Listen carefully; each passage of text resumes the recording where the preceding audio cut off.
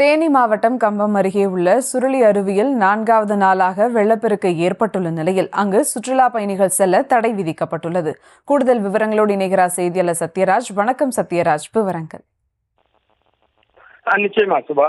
தேனி மாவட்டத்தில் பரவலாக தென்மேற்கு பருவமழை தொடர்ந்து 4 நாட்களாக பெய்து வருகிறது. இதன் காரணமாக பல்வேறு சுற்றுலா தலங்களின் நீர்வரத்தானது அதிகரித்து வருகிறது. குறிப்பாக தேனி மாவட்டம் கம்பம் அருகே உள்ள மேற்கு தொடர்ச்சி மலை அடிவார பகுதியில் உள்ள சுருளி அருவியில் வெள்ளப்பெருக்கு 4வது நாளாக ஏற்பட்டு உள்ளது. இதன் காரணமாக அருவியில் தண்ணீரானது ஆர்ப்பரித்து கொட்டுகிறது.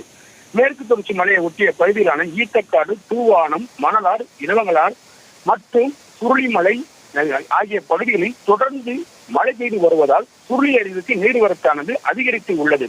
கடந்த 4 நாட்களாகவே சுருளி அருவியில் வெள்ளப்பெருக்கானது ஏற்பட்டு வரும் சூழலில் சுற்றுலா பயணிகள் பொதுமக்கள் சுருளி அருவிக்கு செல்ல வேண்டாம் என்று பொதுமக்களின் பாதுகாப்பு நலன் கருதி தடை விதித்து உள்ளனர். தற்பொழுது சுருளி அருவியில் வரக்கூடிய தண்ணீரில் கற்கள், சல்லி, மரக்கட்டைகள் போன்றவை அடித்து வருவதால் எந்த ஒரு அசம்பாவிதம் நடந்துவிடக்கூடாது என்ற நல்ல எண்ணத்தில் வனத்துறையினர் மாவட்ட நிர்வாகத்தின் சார்பாக சுருளி அருவிக்கு 4வது நாளாக சுற்றுலா பயணிகள் பொதுமக்கள் செல்வதற்கு தடை விதித்து உள்ளனர்.